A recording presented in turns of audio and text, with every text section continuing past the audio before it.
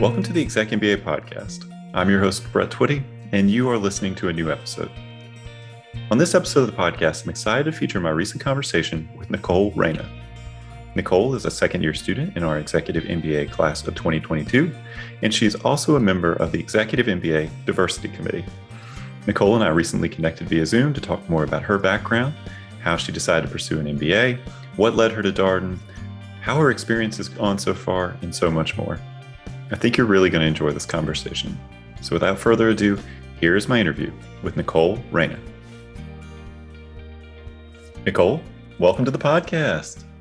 Hi, Brett. Thank you so much for having me. I'm really excited. It's my first podcast ever. You would be surprised maybe to hear that for many of our guests here on the ExecMBA podcast, this is their first podcast ever.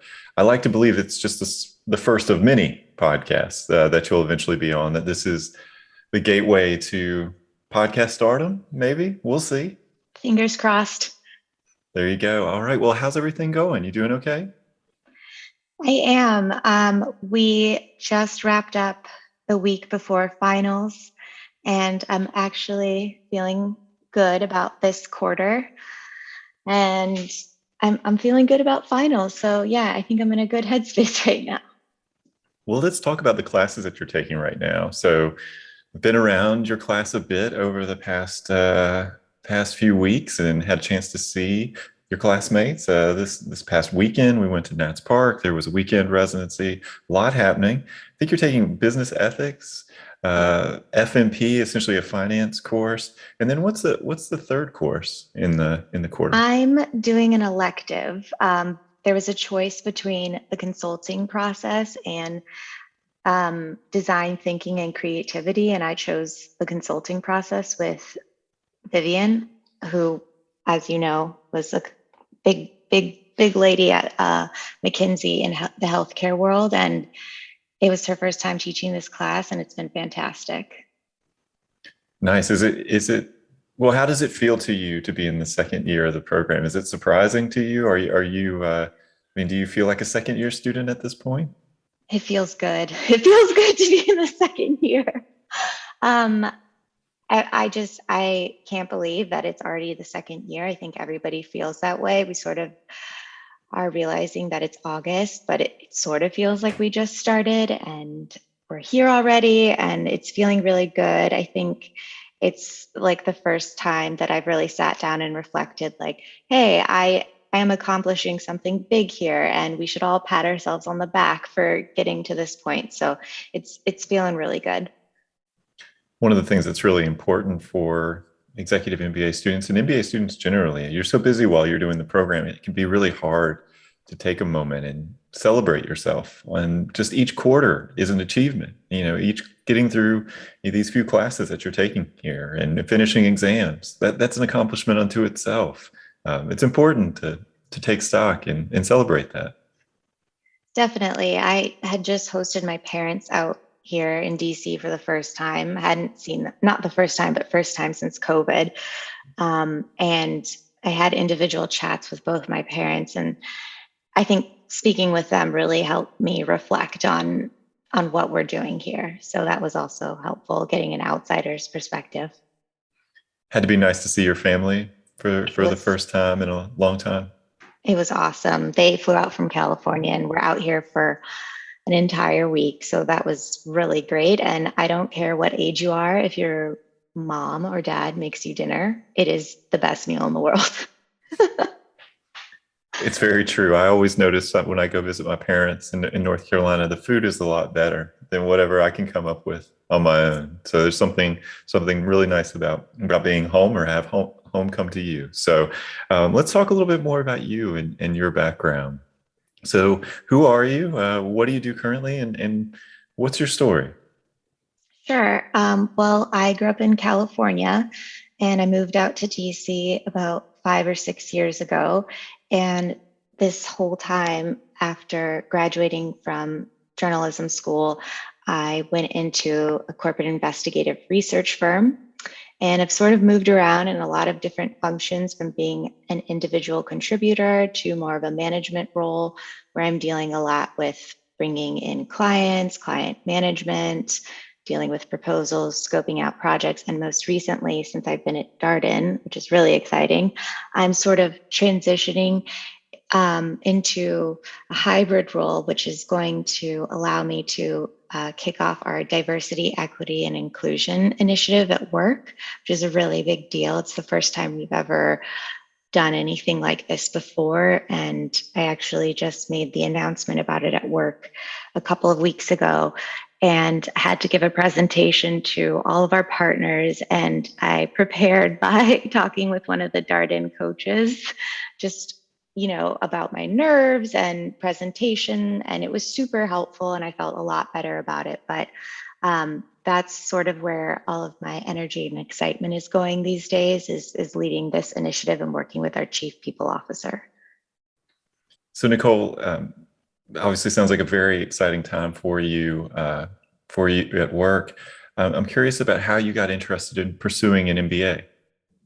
I had been considering business school for years. I just knew it was something that I wanted to do.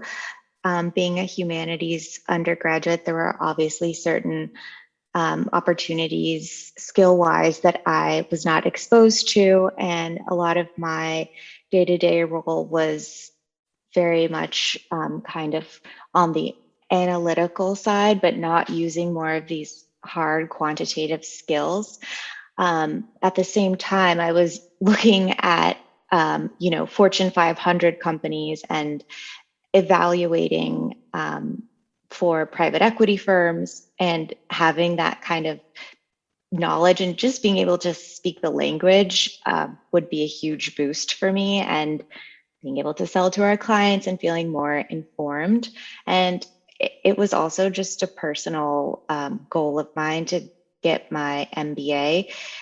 And it took a long time to get here, but I think everything happens for a reason, no matter how cheesy that sounds. This was the right time in my life for me to do it. And I'm really happy with the journey so far.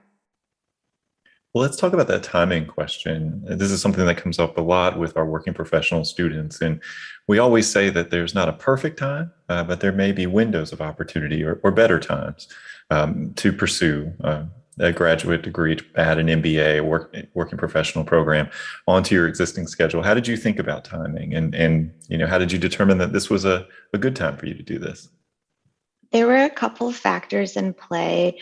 One of them being just that we all know going back to school is a massive financial commitment that you need to be very prepared for. And that was one consideration. And over the years, I just wanted to try some different opportunities at work where I wasn't quite ready to walk away. I had actually envisioned myself going to a full-time residential program and had gone through that process for some schools.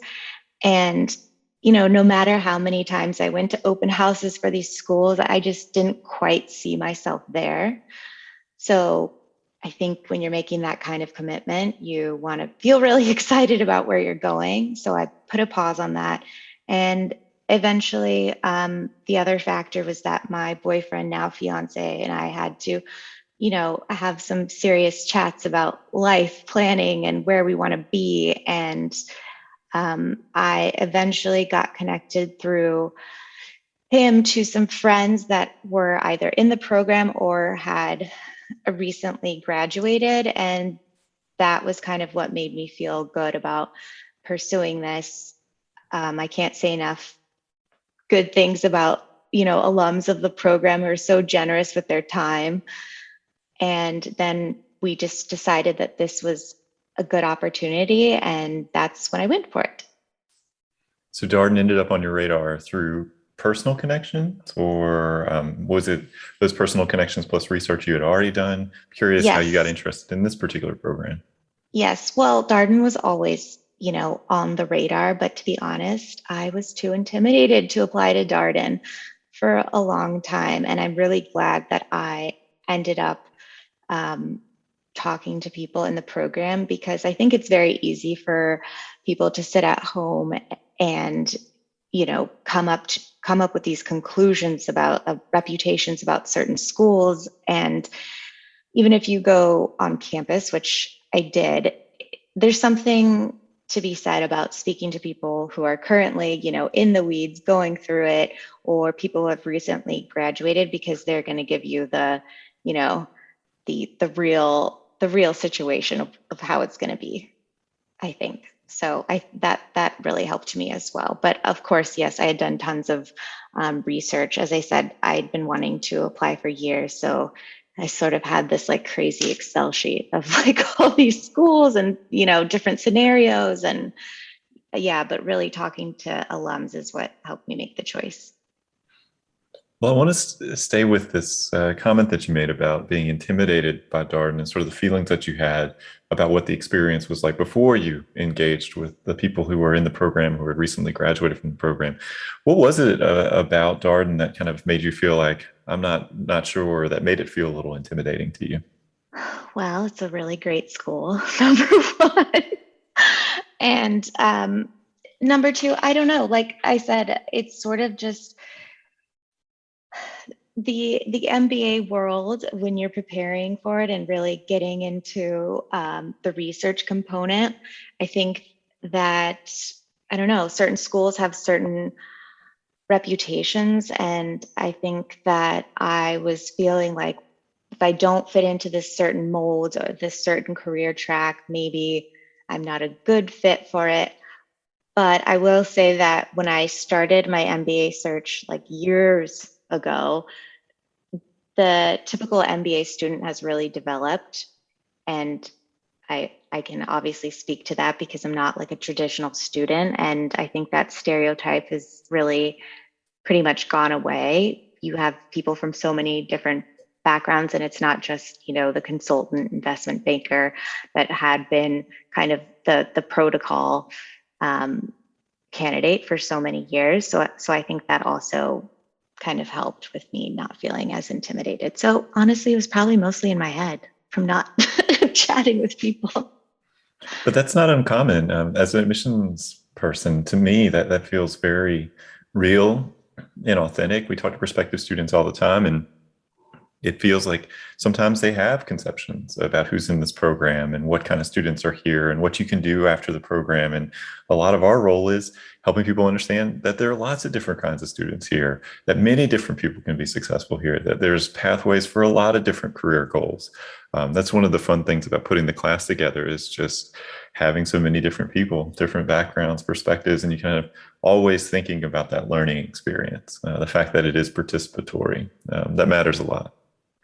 I've really appreciated that about the class, because there are so many people that I probably would never have crossed paths with. And that's another reason that I wanted to go to business school, the sort of personal piece. And it's just been really engaging and exciting to meet so many different people. It's one of the things that we underscore for prospective students is, the decision to come to Darden. There's many different reasons why someone could end up in this particular program, but it does offer people the opportunity to get outside of their bubble, not just in an abstract way, but in a very, very real, concrete way. You're going to come to class and you're going to hear from people who do things that are very different than what you do, from backgrounds that are very different than your own. And you're not just going to know that these people are in the room. You're actually going to hear from them, and you're going to hear their thoughts and ideas in the case discussions. I think that hearing from them has, in a way, made me feel more confident for whatever reason. I'm not quite sure how that works, but just hearing from people with different perspectives, and they're willing to just get out there and share it. And we're in a safe space, right? So that helps too. But I just really admire that. And it sort of gives me a little bit of a confidence boost, even at work, I think. I can believe that. I mean, the emphasis on that it is a safe space, that everyone is there to learn and grow and develop, I think that's important. And there is something to this kind of rehearsal aspect. The fact that you're practicing these skills, you're in a safe space, sharing your ideas, articulating your viewpoints, stretching a bit, talking about things that you might not necessarily have direct personal experience with. That all of these things, you're building confidence ultimately through through this process? I think our ethics class was super relevant in that aspect too, in terms of hearing from different perspectives or situations that we may not have had experience with before. Well, let's talk a little bit about your experience. So you come to Darden. You're now in the second year of the program. When you think back on the first year, one of the things that we always talk about here on the podcast are learning curves. That everybody has, this is a process for everyone, right? So whether it's subject matter, whether it's time management, whether it's just trying to kind of negotiate school in the flow of your life, there's always learning curves. Were there any learning curves that jumped out to you as you kind of reflected on the past year, or things that you found to be an adjustment? Yes, and I'm smiling right now because I am thinking of the many times that I have had phone calls with Laura Bordoni throughout the first year, just sort of frazzled and fragmented. I think that it was difficult coming to terms with the fact that I'm not going to be able to give the percentage of myself that I want to all the buckets in my life at one time, and having to be okay with that, and sort of stepping back and saying to myself that this is a finite period of time where your life is going to be like this, and it's going to be such a big payoff at the end that you need to just calm down, Nicole. I think that it was rough for me, a little bit personal life, a little bit professional life, and socially, just having to make those adjustments. And I think that if I didn't have such a supportive network, I'm not sure how it would have gone, but luckily I did. And, there were resources for me at Darden.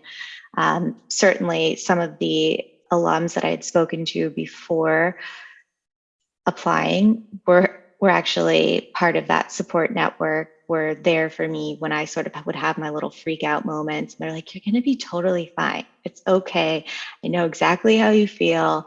And sometimes just being able to vent is a big help.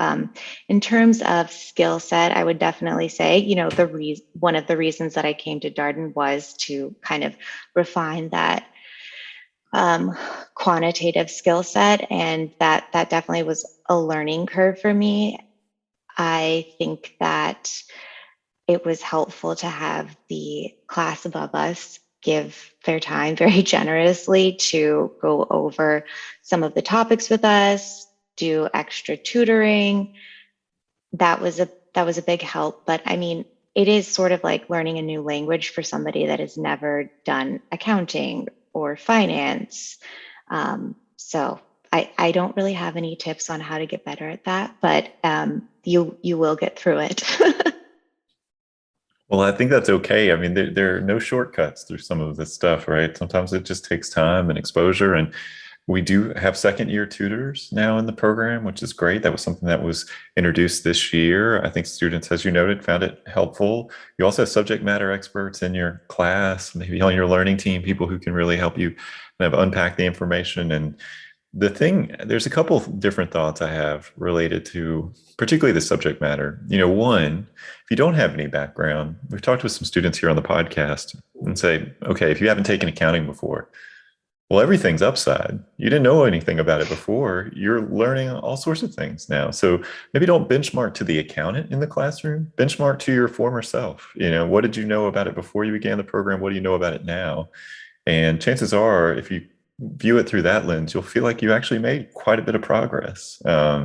And so there's that. And your point around not being able to give yourself fully to everything in your life is really, really apt, and one that I think is important for students to keep in mind. It's hard for people in a program like this, the people who choose an executive MBA program, very motivated, very driven people, not used to being unable to devote 100% of themselves to something. And that's an important life lesson. It's an important skill in terms of prioritization, but it's not to say that it's something that comes easy. Yeah, it definitely took several quarters for me to sort of get that in my head. But I don't remember which quarter it was, but we had an opportunity to hear from the class above us, just generally about the program and classes. It wasn't electives time yet. I think that was going to come in a few quarters, but I think maybe it was just like a general check-in. I'm not sure. Anyhow, point is that someone there kind of said that it's okay that you're not doing that and no one expects you to. And sometimes some of these buckets are going to have to change. Like one week, it's going to have to be Darden on top. The next week, it might have to be school. And you just have to be okay with that. So that was also helpful to hear from someone in the class above us. Well, you mentioned at work you're now moving into this diversity, equity, and inclusion space and doing this work. You're also a member of the diversity committee here in our executive MBA program. We've had some of your colleagues on the podcast to talk a little bit about the diversity committee. I wonder what attracted you to this work and to serving in this way. So when I was doing my business school research back in the day, I actually had this interest in human capital. And the more that I researched that, I sort of found myself drawn towards diversity, equity, inclusion. Now it's obviously like a very hot topic. So I feel like hopefully I'm getting in at the right time. But I had spoken with a lot of folks who were in that role, and sort of the two pathways that I saw were more traditional, like in HR, and this became a specialty, but a lot of people went to business school and did consulting and sort of like found themselves in this space.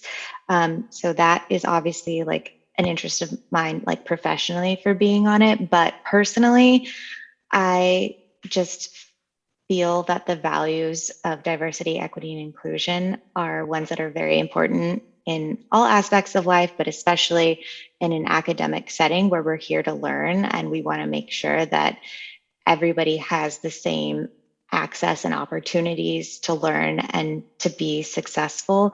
I think it's also sort of about like leveling the playing field a little bit. We come from very different backgrounds, whether that's gender, race, socioeconomic status, and I really think that it's important to sort of pay it forward. Like we were able to get to this point, and I just want to try to do my best to help everybody feel like they are supported and are getting, the opportunities that they should have here. I think that that's very powerful, and it speaks to kind of the culture and the sense of community that exists within the program. I think that's sometimes surprising to prospective students that people are invested in the full experience in this kind of way. It's not just about getting an MBA. It's not just about schedule time, convenience, that there's also this layer of sort of extracurricular engagement, which is not always what people imagine when they think about working professional programs. Yeah, that was another thing that I really liked about Darden, about this program, because you're exactly right. You don't normally think about that, but I was really interested when I heard that there was a program for women and for the different affinity clubs. And basically you can start any sort of club that you want if you have enough interest, which is great too. And I was really excited to be part of the diversity, equity, inclusion committee here. But yeah, it's really powerful to see how many people care about creating a strong community even before we met each other. I remember that people had, set up these Zoom meetings, these happy hours, like once a week for us to get to know each other. And that was just like, it sort of set the tone for the whole program, that everybody was already excited. They were ready to be sort of like vulnerable and get to know each other. It was really great. Yeah, I think about your class, and I don't know if we'll ever have a class that was quite as motivated as the class of 2022 in terms of building connection prior We to were the so start of school. desperate. Well, it was an unusual time. I mean, It was, yeah. I think about those months, and from an admission standpoint, it felt like we were all on that journey together, so to speak, because March of 2020 rolls around. it felt like the world changed significantly almost overnight. And then all of a sudden, here we are in this virtual environment and trying to think about how do you help build a community. We're a school that always cares about this. We think about it as a core value. But here we are now connecting virtually. And the way that I felt like your class responded and took on that leadership, even prior to the start of the program, those happy hours and WhatsApp conversation and just showing up for events, it felt like your class collectively knew each other better than any class we've ever had when orientation and leadership residency one, the first activities in the program, rolled around. Yeah, and we had one of these gatherings at a big space outdoors, and it was sort of like online dating a little bit because we had all seen each other on Zoom, and then we were trying to figure out who's who with the masks, and oh, this person's taller than I expected, or this person's shorter, or whatever.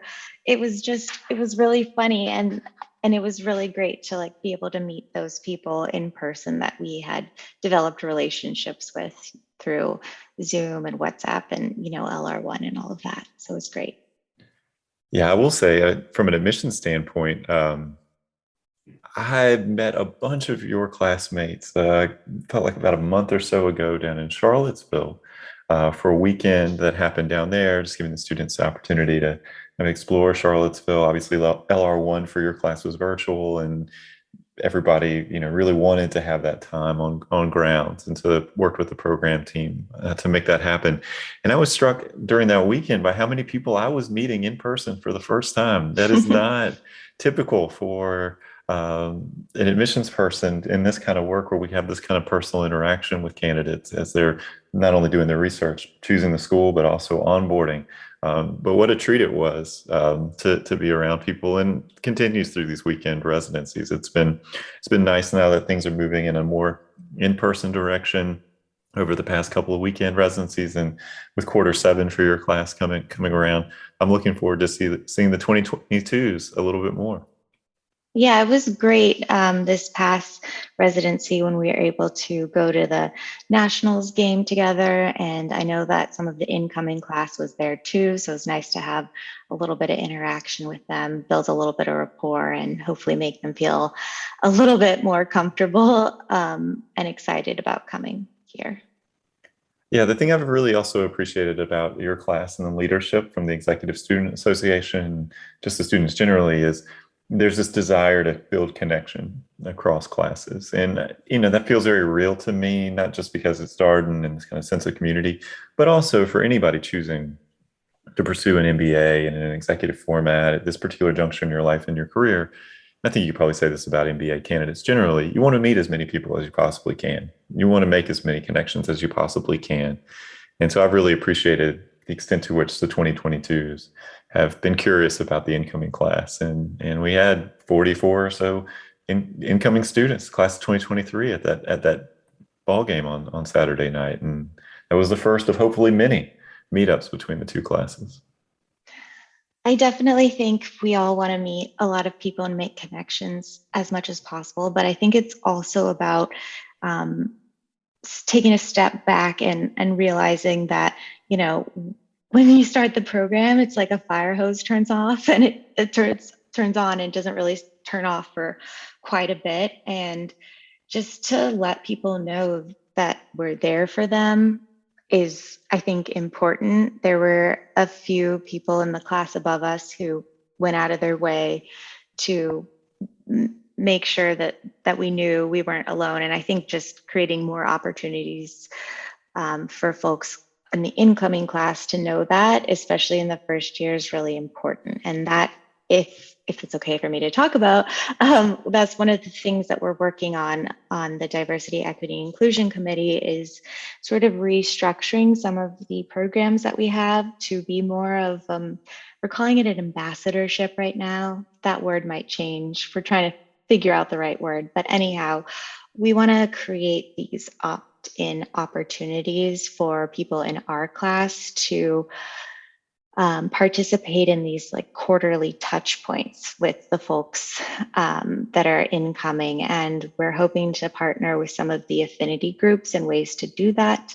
But basically, like, we're going to give our class the opportunity to participate as much as they want or as little as they want. But I have a feeling people are going to want to participate a lot, just especially from our experience, just to be authentically there for the incoming class. And I think it is really important to remember that we are all working individuals. So that was another reason for wanting to make it not too formal and give a lot of flexibility, but also just making sure that we're paying it forward. I was going to ask you what you're looking forward to in the months to come. It could be extracurricular, it could be curricular, it could be just personally. What are you looking forward to? Well, I'm looking forward to creating that sort of program that I just mentioned, but I'm also looking forward to all the electives that I just signed up for.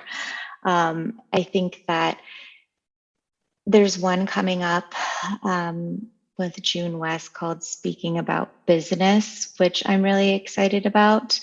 And I'm taking a mergers and acquisitions course next quarter, which I'm also excited about. A lot of the work that I do is related to mergers and acquisitions. And I think it's just interesting to look at it from a different perspective. I'm coming more on the due diligence side. So once the private equity firms have decided, like, this is kind of the direction we want to go in, but I'm curious to learn more about, like, how do we get to that point? Right now in finance too, we've been talking a lot about valuations. So I feel like it's kind of a perfect segue to go into M&A afterwards. So I'm very excited about that. And then personally, I'm excited because I finally found a wedding venue. I've been engaged since before school started, but obviously because of COVID, we've had a little bit of a holdup. So I'm personally excited about that. I'm gonna be getting married like a couple of weeks after we graduate. So it's gonna be a whirlwind second year. Well, we have to ask. I'm sure our listeners are eager to know, where will your wedding take place? It is going to take place about an hour outside of Seattle, near the San Juan Islands. So that's where we're going to be, and I'm very excited. I was going to ask if it was going to be I was curious if it was going to be in Charlottesville, wedding destination that Charlottesville is. Yeah, I know it's so popular, but I am getting married to somebody who is a fifth generation Washingtonian, and if I had it anywhere remotely near DC, including Charlottesville, we'd have to invite so many people. So that was another thing. And, we both love the Pacific Northwest. So we wanted to create a little bit of a destination for people who, after the past, I don't know, almost 18 months, have had a very rough time, and hopefully give people an opportunity to, like, let loose a little bit and enjoy themselves and celebrate. Well, it sounds like you have an incredible few months ahead. What a whirlwind that will be, graduation and then your wedding. But congratulations on finding a venue. I know that takes a lot of time, and you already have a pretty full plate from the sound of things. So it's fantastic, Nicole. So last question, we asked the same last question of all of our guests here. For our prospective student listeners, do you have any advice, any tips you would share with them as they think about the next steps on their MBA journey? Yes, I think the most important thing is to get buy-in and set expectations with all of the people, all the stakeholders in your life, whether that's a partner, your family, your children, even, obviously your employer, and any other sort of community or extracurriculars that you're involved in. And definitely with friends, to just tell them that this is what my life is going to be like. I hope you'll support me. This is how you can support me, and, that you appreciate it in advance. And for me, one thing that I have done that I have found is helpful is, at the beginning of every quarter, I'll usually set a meeting with my boss to just sort of give him a heads up of like what to expect. And it's just like a good touch point for us to have to see, are things working the way that they're structured, and just being transparent with him. I think that's fantastic advice. We encourage people not only to have these conversations early, but also often. That's the other piece. And check back in regularly.